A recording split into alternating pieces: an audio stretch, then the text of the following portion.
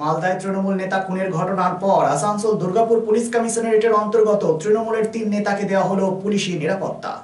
মালদায় তৃণমূল নেতা খুনের ঘটনার পর নড়ে চড়ে বসল পুলিশ প্রশাসন। আসানসোল দুর্গাপুর পুলিশ কমিশনারেটের অন্তর্গত আসানসোল পৌর নিগমের ৭৮ নম্বর ওয়ার্ডের তৃণমূল কাউন্সিলর তথা তৃণমূল রাজ্য কমিটির সদস্য অশোক রুদ্র, পশ্চিম বর্ধমান জেলা পরিষদের সহসভাধিপতি বিষ্ণুদেব ননিয়া এবং পূর্ব বর্ধমান জেলা পরিষদের সদস্য রামকৃষ্ণ ঘোষকে পুলিশের নিরাপত্তা দেওয়া হলো। প্রসঙ্গত, দিন কয়েক আগেই মালদায় এক তৃণমূল নেতাকে গুলি করে খুন করা হয়েছিল। মুখ্যমন্ত্রী মমতা বন্দ্যোপাধ্যায় প্রশ্ন তুলেছিলেন, ওই তৃণমূল নেতার নিরাপত্তা ছিল কেন তুলে নেওয়া হয়েছে, এই নিয়ে পুলিশের বিরুদ্ধে ক্ষোভ প্রকাশ করেছিলেন। এই ঘটনার পর আসানসোল দুর্গাপুর পুলিশ কমিশনারেটের অন্তর্গত যে সমস্ত তৃণমূল নেতা নিরাপত্তা ছিল তাদের নিরাপত্তা দেওয়া হয়েছে। এসপিএন আসানসোল। দেখুন, আমার তো বিষয় নিয়ে কিছু বলার নেই। মামলা এই যেটা মালদায় ঘটেছে অত্যন্ত দুর্ভাগ্যজনক ঘটনা। বাবলাদার সাথে আমার ব্যক্তিগত পরিচয় ছিল, একসাথে অনেক প্রোগ্রাম আমরা মালদাতেও করেছি। যেহেতু আমি আগে ছাত্রের রাজ্য সভাপতি ছিলাম, শিক্ষকের রাজ্য সভাপতি ছিলাম, তো সেই ইয়েতে বিভিন্ন জেলায় ঘুরতে হতো, পরিচয় ছিল। আর এই যে ঘটনাটা বলছেন, আমার তো এর আগেও সিকিউরিটি ছিল, প্রায় 5 বছর ছিল, 2022-এর নভেম্বর মাস অব্দি ছিল। তারপর আবার হঠাৎ করে গত পরশু দেখলাম যে আমাকে আবার সিকিউরিটি প্রোভাইড করা হয়েছে।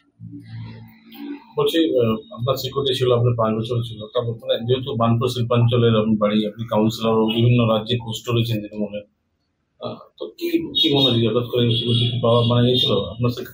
আমি জানি না কেনই বা আমার উঠেছিল আর কেনই বা আমাকে আবার দেওয়া হলো, এটা প্রশাসন বলতে পারবেন। যারা উইথড্র করেছিলেন, যারা আবার রিস্টেবল করলেন, এটা তারা বলতে পারবেন। আর এটা নিয়ে আমার প্রশাসনিক এইটা নিয়ে আমার কোনো বক্তব্য নেই। বলছি, মুখ্যমন্ত্রী মালদার ঘটনার পর পুলিশের মধ্যে খুব প্রকাশ করেছিলেন, বলেছিলেন যে দুলাল সরকার বাবলাদার সিকিউরিটি ছিল, তার তুলে নেওয়া হয়েছে, তো ফের যাদের সিকিউরিটি ছিল তাদেরকে দেওয়া হলো। তো দেখুন, আমি অন্য কারুর বলতে পারি না, তবে একটা ঘটনা বলি যেটা আমাদের পুরো এই জেলাতে আলোড়ন পড়ে গেছিল। 2022 সালের নভেম্বর মাসে এখান থেকে প্রচুর বালির ওভারলোড ট্রাক অসময়ে ঢুকে যেত, এবং যখন শহরে ব্যস্ততা থাকতো, আমাদের পার্টি অফিসে 2 জন মারা গেছিল। তার মধ্যে একজন ছিল তৃণমূল যুব কংগ্রেসের ব্লকের জেনারেল সেক্রেটারি বিদেশ দেওগরিয়া, আরেকজন তৃণমূল কংগ্রেসের আমাদের বুথে বসতেন বিট্টু সিং। তারা মারা গেছিল। তারপর থেকে সেটাকে নিয়ে আমরা নেতৃত্ব দিই, নাগরিক সমাজ, যে ওভারলোড বালিটা যাতে না চলে, এবং চললেও এমন সময় সেটা চলুক যাতে সাধারণ মানুষের এই ধরনের ক্ষতির সম্মুখীন না হতে হয়। তো এই একটা ঘটনা ওই সময় ঘটেছিল।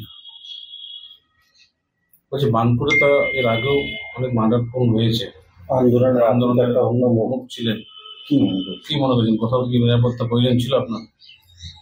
দেখুন, আমি তো অন্তর্যামী নই, কার মনে কি চিন্তা ভাবনা সেটা আমার পক্ষে জানা সম্ভব নয়, সেটা প্রশাসন বলতে পারবে।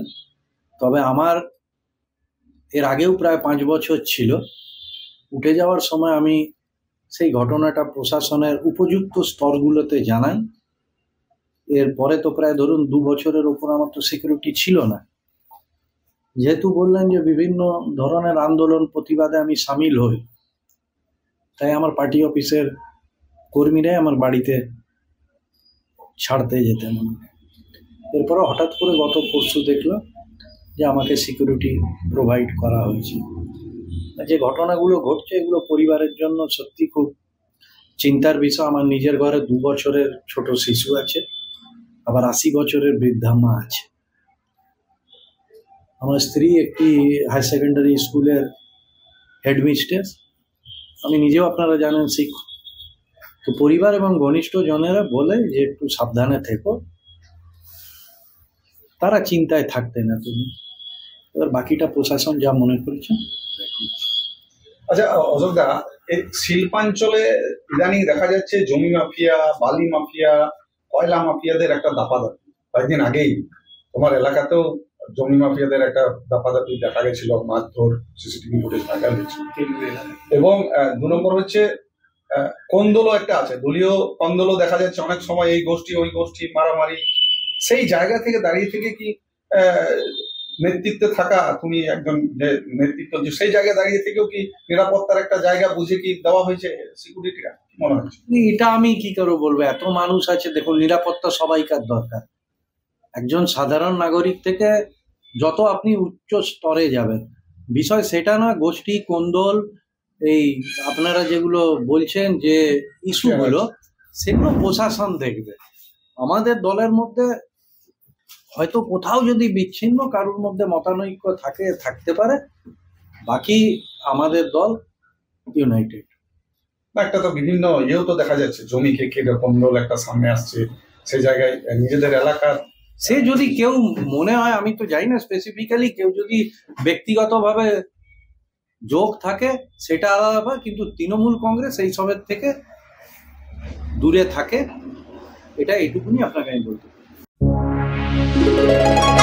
রাজ্য তথা দেশের উন্নত চিকিৎসা পরিষেবা সচল রাখতে প্রশিক্ষিত নার্সদের ভূমিকা ভীষণভাবে গুরুত্বপূর্ণ। এই বাস্তব সত্যকে উপলব্ধি করে 2021 থেকে যাত্রা শুরু করেছে Pramathanath Das academy of nursing. Pramathanath Das academy of nursing offers BSc Nursing for 4 years and JNM for 3 years. Recognized by INC and WBNS, affiliated to WBUHS. Pramodanath Das Academy of Nursing, quality education that transforms lives. Our facilities: student credit card, Swami Vivekananda scholarship, and education loan assistance. After 10+2, to make a bright future your destination. Pramodanath Das Academy of Nursing, Banpur Riverside Road, Post Office Hirapur, Asansol, Paschim Bardhaman. Phone number 9907088681 7584846 and 94342014449. সামাজিক দায়বদ্ধতায় হেরা এন্টারপ্রাইজের ব্যবস্থাপনায় 2 নম্বর Mohishila colony Khejurtala মোড়ে বসছেন বিশেষজ্ঞ চিকিৎসকগণ। Doctor SK Barnwal, MBBS, Kolkata, general and skin, প্রতি মঙ্গলবার ও শুক্রবার সকাল 10টা থেকে দুপুর 12টা পর্যন্ত, রবিবার ও বৃহস্পতিবার বিকেল 5:30টা থেকে সন্ধে 7:30টা পর্যন্ত। অন্যদিকে Amlan Ghosh, consultant physician of gastro, thyroid and diabetologist, MBBS, SSKM hospital, MD internal medicine, WBUHS, প্রতি রবিবার সন্ধে 7টা থেকে রাত্রি 8টা পর্যন্ত। Doctor Bansi Bisal, gynaecologist and obstetrician, laparoscopic surgeon and infertility specialist, attached with district hospital Asansol, প্রতি বৃহস্পতিবার ও শুক্রবার রাত্রি 8টা থেকে 10টা পর্যন্ত। আমাদের সঙ্গে যোগাযোগ করার নাম্বারটি হলো 9475731537, এছাড়াও 9832165437।